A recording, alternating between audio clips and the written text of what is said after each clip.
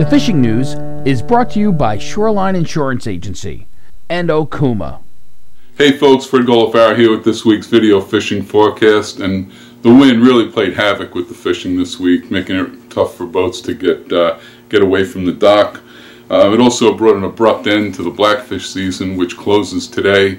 Nobody really able to get out to get a last shot at the tog the last few days, unfortunately. Tomorrow is also the last day of striped bass season.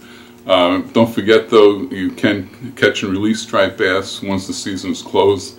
The only fish that really has that built into the regulations, where you can target striped bass during the closed season, catch and release only, of course. Out in Montauk, again, had to reach back into the weekend for most of these reports, but Captain Dave on the Viking Superstar, he did get out Monday despite rough and windy conditions, and they put a good catch together. They had a lot of large scup, some nice sea bass and cod for the day.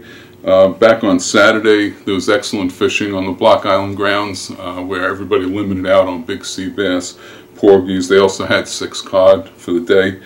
Over on the Viking Star Saturday, Captain Steve Sr. called it lock and load action. Big sea bass, limits of big sea bass, porgies, but they also had 50 cod to 19 pounds on the boat that day. Captain Tom on the Montauk charter boat Sea Wife, one of the few boats that charters through the winter months. His Friday charter out at the Block Island grounds, they put away 32 cod to 25 pounds. So they also had limits of sea bass, plus some keeper tog and a lot of short tog. But it's all these cod reports are encouraging. Looks like it could be a good Block Island run this winter. Let's hope so. Down on the South Shore, Shinnecock Star, Captain John got offshore on Saturday, and they put together a nice catch of jumbo sea bass along with some cod. Capturing Princess, Captain Rob said they did not get out, but he wanted to remind people that his next offshore trip is tomorrow, and conditions look pretty good for that. Then again on Saturday, sailing at 5 a.m. each day. Lots of shops on limited hours now, and also with the weather, closing early, even when they do have hours. So it's a little tough getting reports, needless to say. But we are hearing now herring moving into Long Island waters pretty good. They were thick in Fire Island Inlet on Sunday, and in the Fire Island Surf on Friday. They were also in Deb's Inlet on Saturday. In fact, some guys were catching them and running them out to 40 feet of water to live line for stripers. Over at Bernie's, they said the Canarsie Pier, Coney Island Pier, 69th Street Pier, all had herring this week, and we know from other sources that the Magnolia Pier has seen pretty consistent herring action on sabiki rigs. Stripers were outside Fire Island and Deb's Inlet on snowy Saturday. I know of 30 and 40 pounder trolled by one boat on Mojo rigs.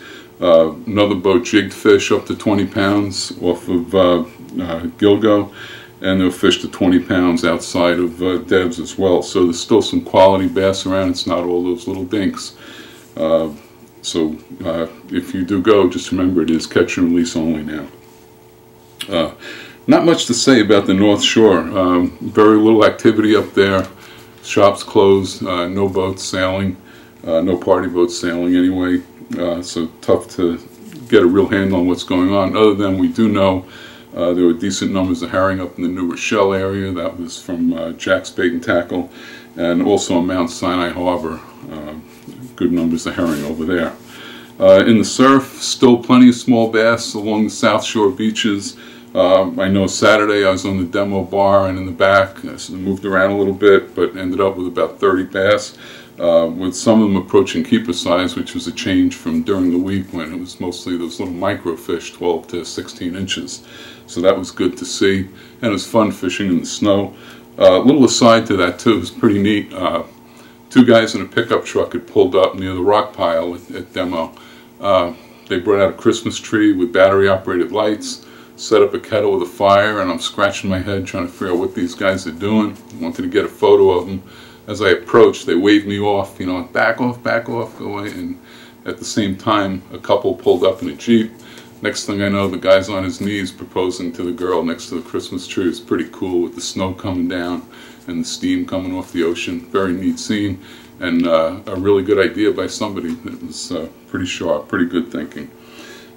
Hey, trout are always an option this time of the year, less affected by the wind and the cold. And the good news is that Connecticut State Park is now open all year. You can fish there right through the winter.